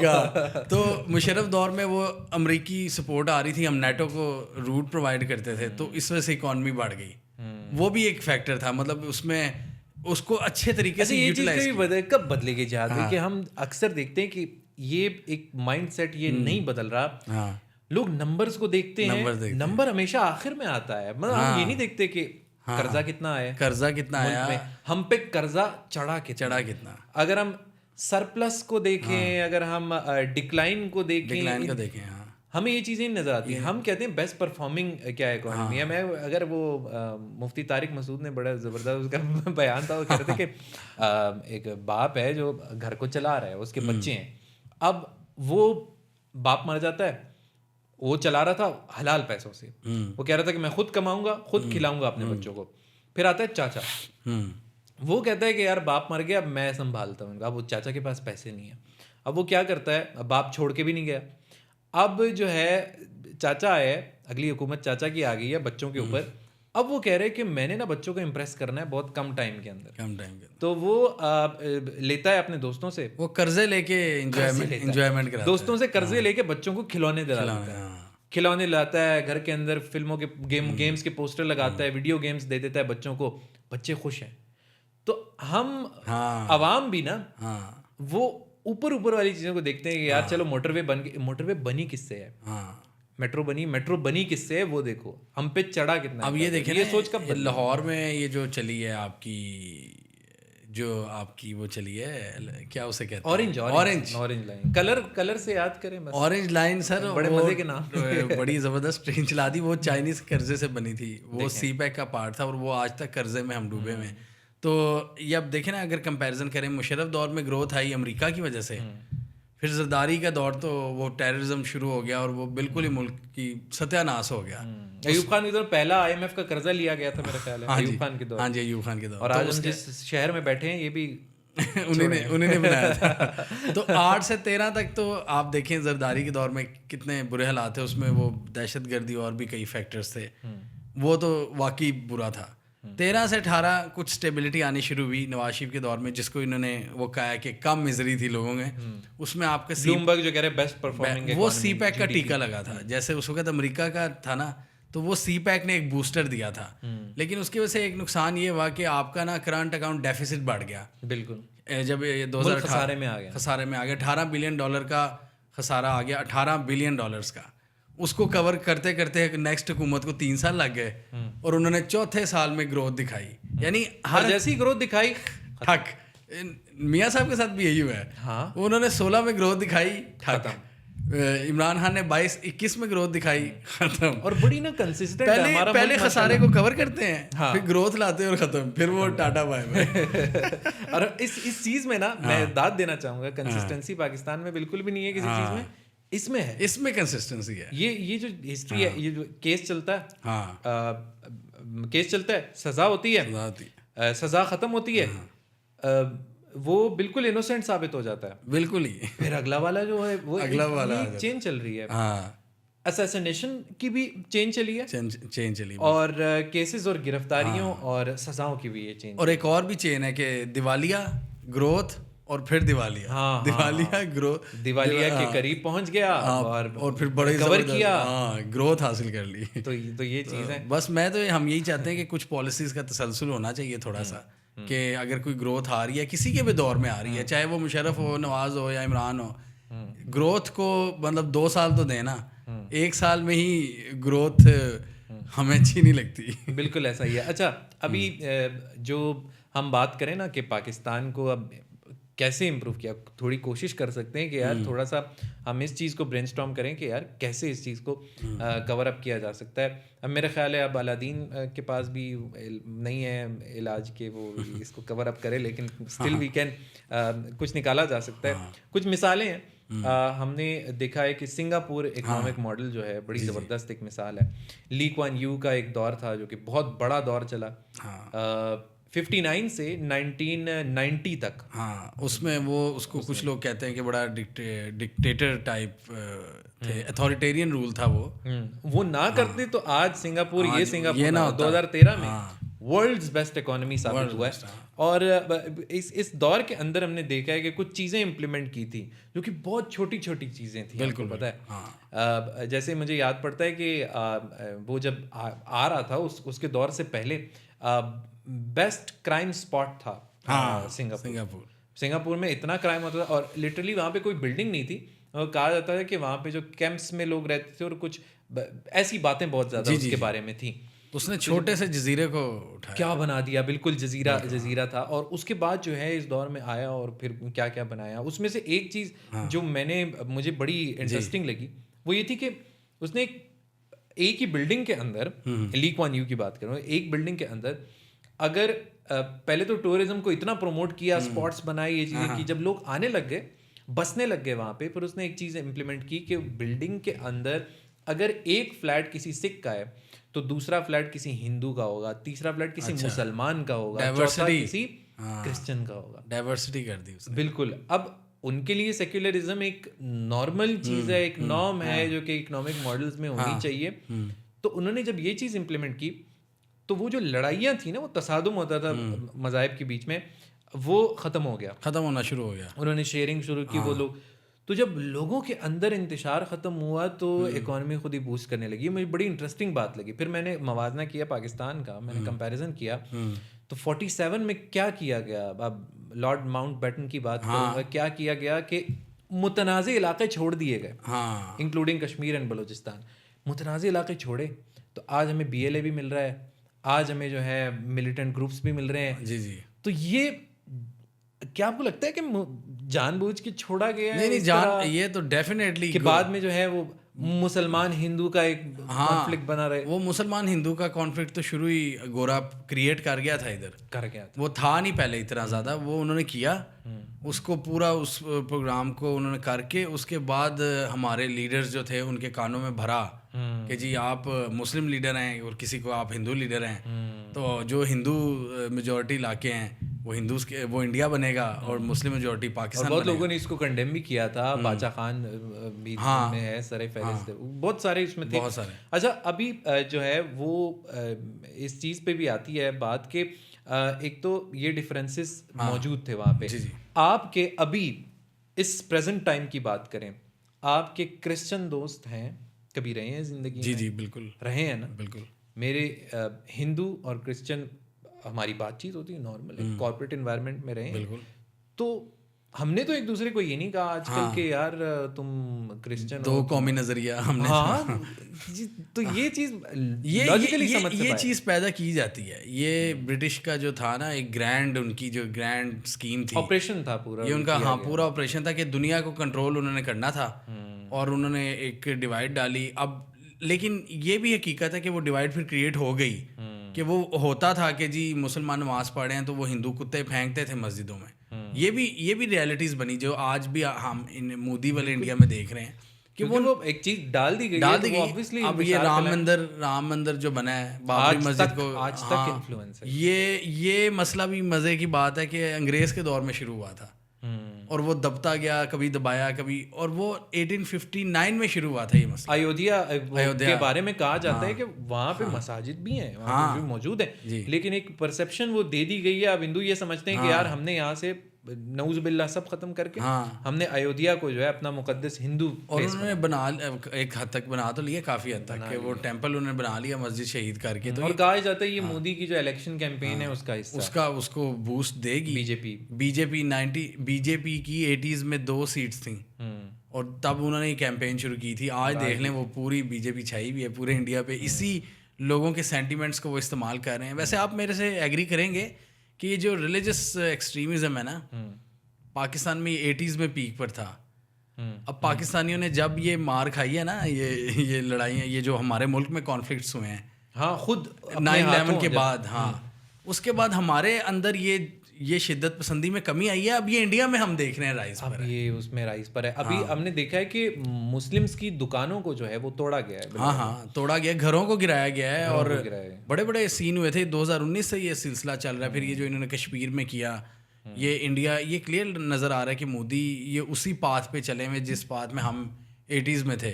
ہم اپنے بچوں کو ریڈیکلائز کر رہے تھے, اور وہ پوری دنیا سے پیسہ آ رہا تھا, اور ہم ان کو جی ہاتھ میں کلاشن کو پکڑا کے اور ان کو اس طرح کے شدت پسندی سکھا رہے تھے, اور ہم نے اس کو نام دیا کہ جیو پالیٹکس ہے, ہم نے روس کو توڑنا ہے. اب روس کہاں, اب اچھا ابھی میں بہت آگے نکل گیا تھا اس چیز میں. سنگاپور اکنامک ماڈل کی بات کرے تھی, اسی طرح سعودی عربیہ کی بات کریں. اب ریلیجس پوائنٹ آف ویو سے دیکھا جائے تو جو ہو رہا ہے کافی زیادہ غلط ہے, کیونکہ اب ہم ایک چیز دیکھ رہے ہیں, ایک شفٹ دیکھ رہے ہیں اکانومی کو لے کے. وہ سیکولرزم کی طرف جا رہے ہیں. بالکل. کیا آپ کو یہ لگتا ہے, کیونکہ ابھی محمد بن سلمان کی جو اسٹریٹجی ہے وہ یہ ہے کہ وہ چاہ رہا ہے کہ سب سے زیادہ بزنسز جو ہیں وہ آئیں. ابھی الکوہل کا اسٹور بھی انہوں نے جو ہے وہ پہلا کھول دیا ہے سعودی عرب میں, تو یہ غلط ہے کسی وجہ سے. تو آپ کیا کہتے ہیں اس کے بارے میں؟ اس میں ان کی وہ ایک ینگ لیڈر ہیں سعودی عرب کے, تو وہ چاہتے ہیں کہ ماڈرنائز ہو اکانومی, دبئی ٹائپ بنانا چاہتے ہیں. اور وہ شاید یہ بھول رہے ہیں کہ وہاں پہ مقدس مقامات بھی ہیں مسلمانوں کے, اور کبھی تو نان مسلمس تو ابھی تک تو رول یہی ہے کہ نہیں آ سکتے, لیکن پچھلے دنوں ہم نے دیکھے ہیں کچھ امبیسڈرز وغیرہ گئے ہیں وہاں پہ اس طرح مقدس مقامات کے قریب. کہاں سے امبیسڈرز؟ انڈیا کے تھے کچھ, اور 1-2 ملکوں کے. اچھا. اب وہ کنفرم کرنا پڑے گا کہ ان کا مطلب ریلیجن, لیکن یہ ہم دیکھ رہے ہیں کہ ایک شفٹ آ رہا ہے, وہ ماڈرنائز کرنا چاہ رہے ہیں, وہ ایک نیوم سٹی بنا رہے ہیں. بالکل. بیسیکلی ان کو یہ ڈر ہے کہ آنے والے دنوں میں جب تیل کی طاقت نہیں رہے گی تو ہم نے اکانومی کو یورپ کی طرز پہ چلانا ہے, جس میں عورتوں کی بھی انکلوژن ہوگی, سارے اکانومی کو بڑھانے میں اپنا کردار ادا کریں گے. سمجھ رہے ہیں کہ ہماری اکانومی جو ہے وہ ایک چیز پہ ڈپینڈ کر رہی ہے, تو یہ آبویسلی یہ سسٹین نہیں کرے گا, تو اس وجہ سے وہ. دوسرا ان کو امیرکنس بھی مشورے دیتے ہیں سعودیز کو کہ اگر آپ نے وہ کرنا ہے نا, اگر آپ نے دنیا کے ساتھ اب اپ ٹو ڈیٹ رہنا ہے, یا اگر آپ چاہتے ہیں کہ آپ کے ساتھ غزہ والا سلوک نہ ہو, آپ رجیم چینج نہ ہو آپ کے ملک میں, تو آپ کو یہ تھوڑا سا امریکی دباؤ بھی ہوتا ہے. امریکی ان کو بٹھا کے مشورے دیتے ہیں کہ یہ کریں, اس سے آپ صحیح رہیں گے. میں نے کئی امریکن اینالسٹ کو یہ بولتے ہوئے دیکھا ہوا ہے یوٹیوب پہ. اچھا. وہ کہتے ہیں کہ دیکھو یہ غزہ کے بچے یہ ایکسٹریمسٹ کاروائیاں کرتے ہیں, گوروں کے مطابق وہ ایکسٹریمسٹ ہیں. کہتے ہیں یہ کیوں نہیں سعودیز کی طرح کرتے ماڈرن, کے لیے ملیٹنٹ گروپ ہے. وہ کہتے ہیں کہ حماس سعودی ماڈل اپنائے, حماس UAE ماڈل اپنائے, فلسطینیوں کو وہ کہتے ہیں. وہ کہتے ہیں کیوں ہتھیار کیوں پکڑے ہوئے ہیں, آپ جاؤ جا کے انجوائے کرو, کلبوں میں جاؤ, گاڑیاں چلاؤ. تو وہ بیسیکلی وہی چاہتے ہیں نا کہ وہ ساری آئیڈینٹی ختم ہو جائے, اور جو ویسٹ چاہتا ہے نا اس طرح وہ چلیں, جہاں پہ ڈیموکریسی ان کی مرضی کی ہو, جہاں پہ ہیومن رائٹس کا کانسیپٹ ان کے مطابق والا ہو. اب چائنا کے شی جن پنگ نے ایک دفعہ منہ پہ کہا تھا ان کے امریکی صدر کے, انہوں نے کہا تھا کہ آپ ہمیں لیکچر دیتے ہیں نہ سکھائیں. ہاں, انہوں نے کہا ہمارے ہاں ڈیموکریسی ہے, لیکن ہمارے ہاں چائنا اسٹائل ڈیموکریسی ہے. ہم آپ چائنا میں تو ہم نے یہ دیکھا ہے کلچر کو وہ چاہ کے بھی نہیں چھوڑ سکتے, نہیں چھوڑتے کسی بھی چیز میں. آپ سب سے بیسک چیز ان کی لینگویج ہی لے لیں جی, ان کو آفیشیل کانفرنسز میں آپ دیکھیں گے کہ وہ اپنی لینگویج سے نہیں ہٹتے.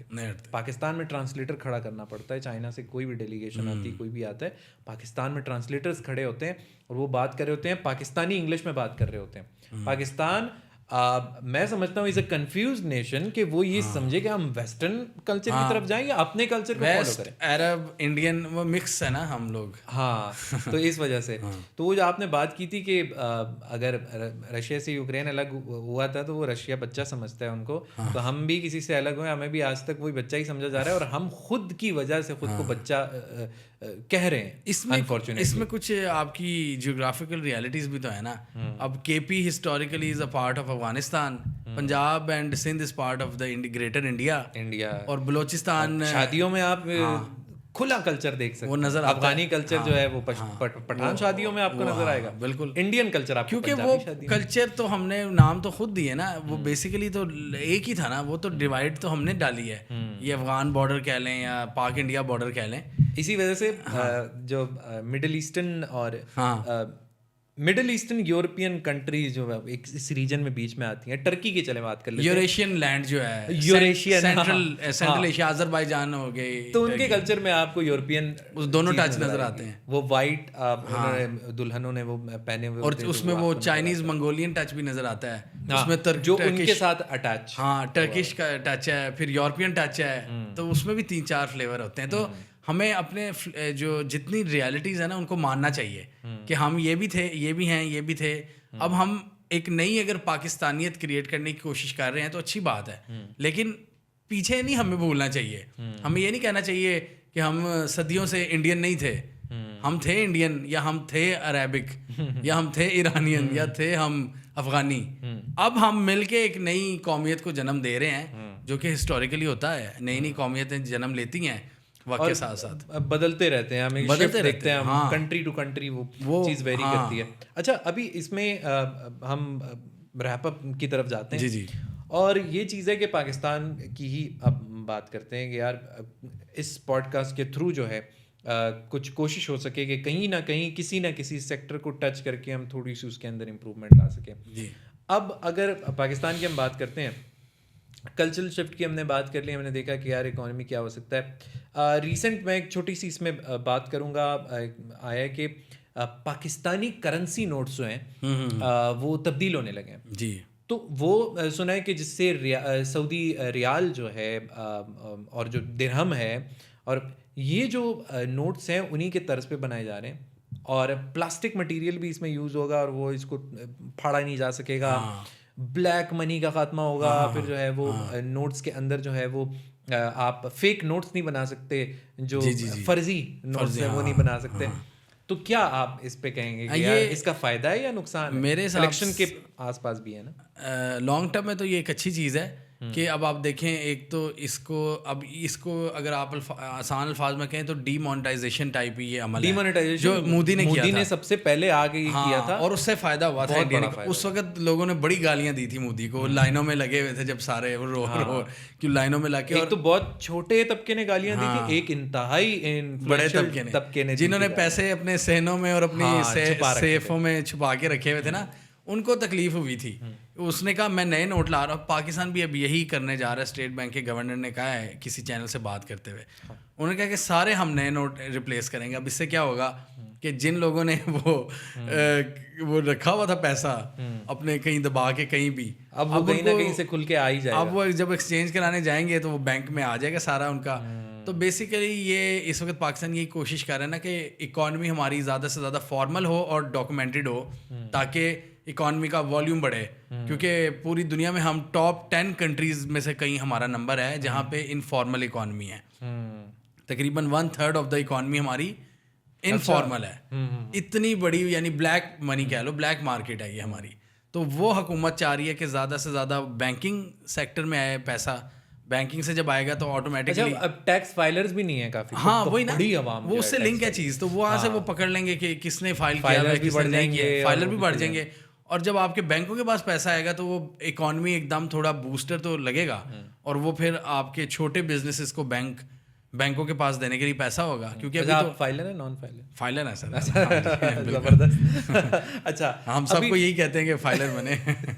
اچھا, مجھے لگا آپ یہ کہیں گے کہ ہم سب کو یہی کہتے ہیں کہ ہم فائلر ہیں. اچھا خیر, ابھی ایک تو یہ والا اقدام ہو گیا, کچھ قدم اٹھائے ہیں جو کہ نگران حکومت جو تھی یا ہے, یہ پوڈ کاسٹ الیکشن کے بعد ہو سکتا ہے جائے تو میں. اچھا, نگران حکومت انوار اللہ کاکڑ کی جو حکومت ہے, اس نے کچھ اقدامات اٹھائے ہیں جس کو تھوڑا بہت اپریشیٹ کیا جا سکتا ہے. ڈالر اسمگلنگ, آئل اسمگلنگ, اس کے خلاف ایرانی تیل جو آتا ہے اس کے خلاف جو ہے کارروائیاں ہوئی ہیں. پھر جو ہے ہمارا جو کرنسی نوٹس کی ہم نے بات کی وہ چینج کی ہیں. بجلی چوری کے خلاف کریک ڈاؤنس کیے ہیں, اس سے بہت بڑی اماؤنٹ جو ہے وہ ریکور ہوئی ہے. تو آپ کو کیا لگتا ہے کس حد تک یہ ٹھیک اقدامات ہیں اور یہ چھوٹی چھوٹی چیزیں جو ہیں کس طرح امپیکٹ کر سکتی ہیں؟ ویسے تو یہ آپ کو پتہ ہے انوار اللہ کاکڑ صاحب کا اپنا تو نہیں تھا.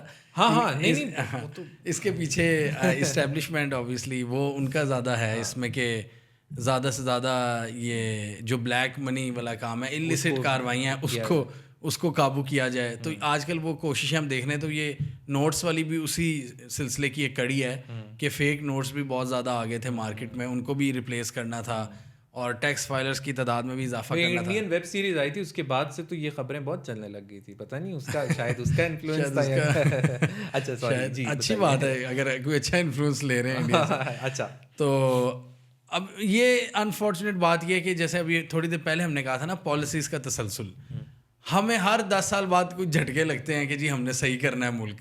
مشرف کو بھی لگا تھا ایک جھٹکا, پھر عمران خان کے دور میں ہم نے دیکھا مجھے یاد ہے جو صحیح چیزیں شروع کی کہ جی شاپر کا خاتمہ, پلاسٹک والے یہ وہ سب وہ کوئی چیز. آپ نے شاپر کا خاتمہ کہا, میں نے کہا پتہ نہیں کن لوگوں کو ختم کر رہے ہیں. اچھا پلاسٹک کے ہاں وہ جو تھے ان پیپر بیگس, ہاں پیپر ان پہ پابندی لگائی. پھر 2018 کے شروع میں یہ بھی دیکھا کہ جی کوئی یہ جو سروس اسٹیشنز ہوتے ہیں وہاں پہ گاڑیوں میں دھوتے ہوئے آپ پانی نہیں ضائع کر سکتے. ہاں بڑی اچھی چیزیں دیکھنے کو ملی, چھوٹی چیز. وہ 1 سال بعد پھر ہاں گھروں کے اندر آپ کو چلان آنا شروع ہو گئے تھے. ہم کہتے ہیں واہ یار کیا بزدار کی کیا مینجمنٹ ہے. اور وہ نون لیگ والے کریڈٹ لیتے تھے کہ یہ عمر سیف نے کیا سارا, تو امپلیمنٹ بزدار کے دور سے شروع ہوا تھا, لیکن وہ سب 1 سال ہوا. تو یہی انفارچونیٹ بات ہے کہ ابھی بھی وہ اقدام ہمیں نظر آ رہے ہیں کہ جی کرپشن پر قابو پانا ہے, بلیک مارکیٹ پر قابو پانا ہے, ڈاکومنٹڈ اکانومی کرنی ہے. یہ ہمیں ہر 10 سال بعد جوش چڑھتا ہے, وہ 1 سال بعد کسی مفاہمت کے تحت وہ پھر ختم ہو جاتا ہے. کیونکہ لازمی بات ہے جو پچھلی حکومت نے جو کیا ہوتا ہے, اگلی حکومت آتی ہے کہتی ہے نہیں یار یہ ختم کرو, وہ کہتی ہے اپنی پالیسی. اور ہماری یونیورسٹی میں کیا ہوتا تھا, ہماری میڈیا سائنسز کی جب ڈگری کر رہا تھا میں, تو اس وقت یہ ہوتا تھا کہ ایک ویب سیریز کہہ رہا ہوں, ویب چینل تھا جو کہ ان کا اپنا تھا. اس میں جو اسٹوڈنٹس تھے وہ آ کے نا ایک اپنا پروجیکٹ دیتے تھے. تو وہ پروجیکٹ ہوتا تھا ایک پروگرام کی صورت میں, وہ ایک پروگرام ڈیزائن کر کے آتے تھے اور اس کو کرتے تھے. تو آپ کو پتہ ہے کہ ایک کورس ہے جو کہ 6 مہینے کے بعد وہ اینڈ ہو جانا ہے. اس میں جو نیا سیمسٹر آتا تھا, نیا بیچ آتا تھا, وہ اس میں پروگرام ڈیزائن کر کے وہ کر دیتا تھا.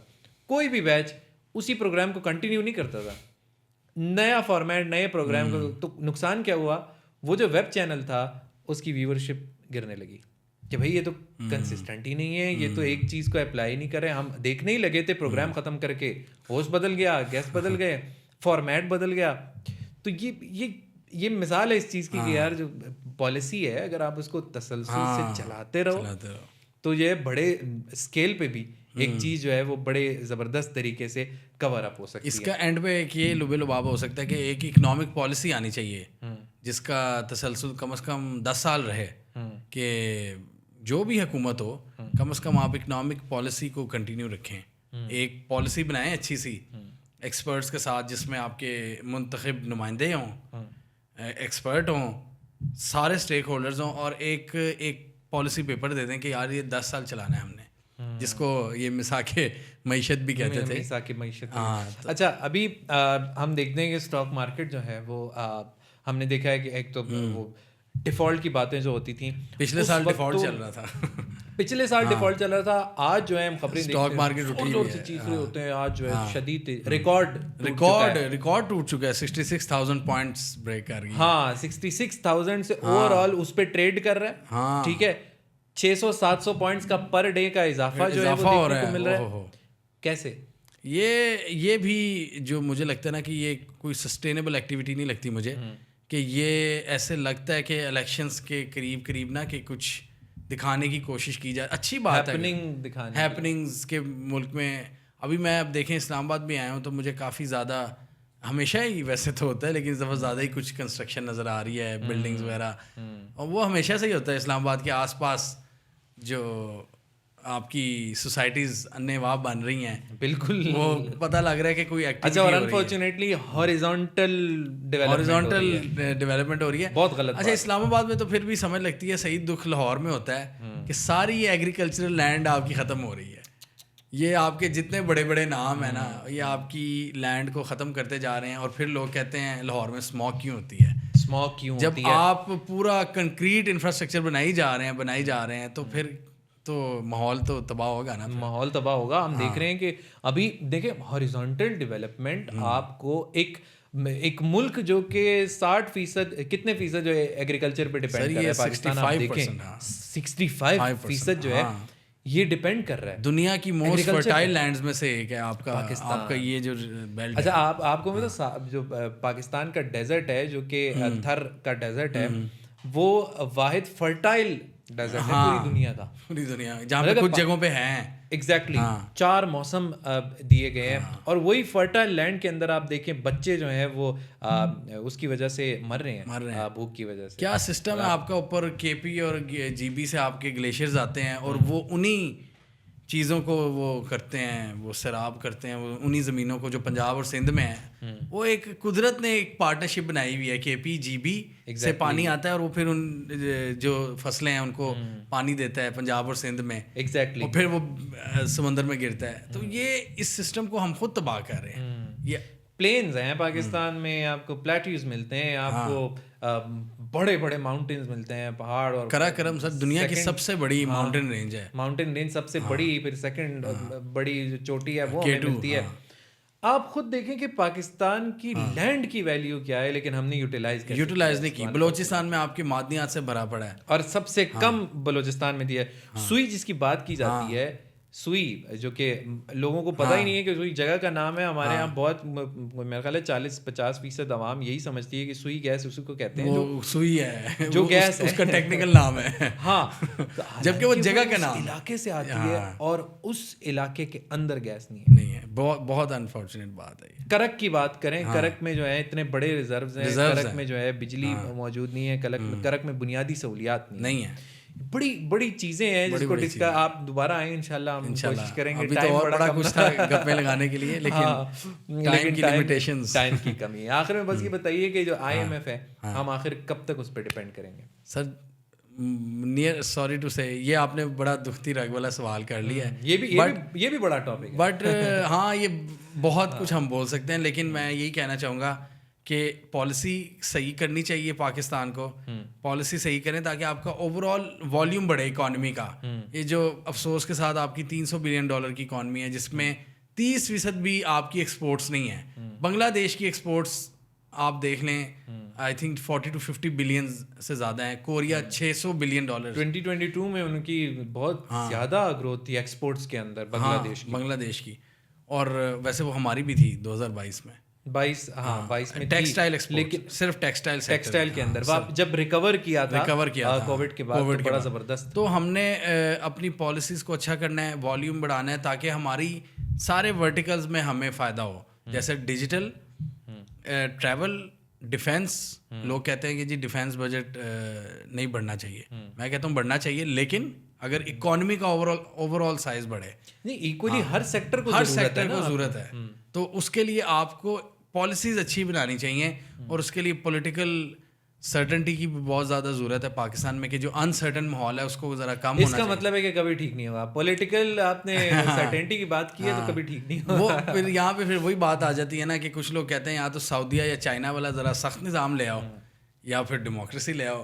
अब आपने डिसाइड करना है कि इनके बीच में रह के कैसे मुल्क को तरक्की याफ्ता बनाना है। बिल्कुल ऐसा ही है यार। बड़ा मज़ा आया आपसे बात करके सर। सेम है, टू बी ऑनेस्ट।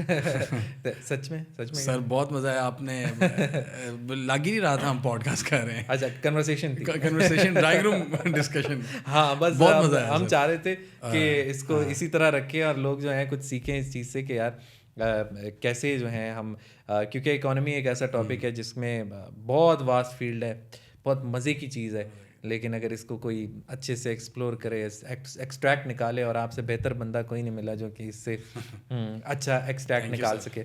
अच्छा नाज़रीन के लिए मैं कहूँगा कि अभी ये हमने ये शिफ्ट देखा है इकोनॉमी के अंदर।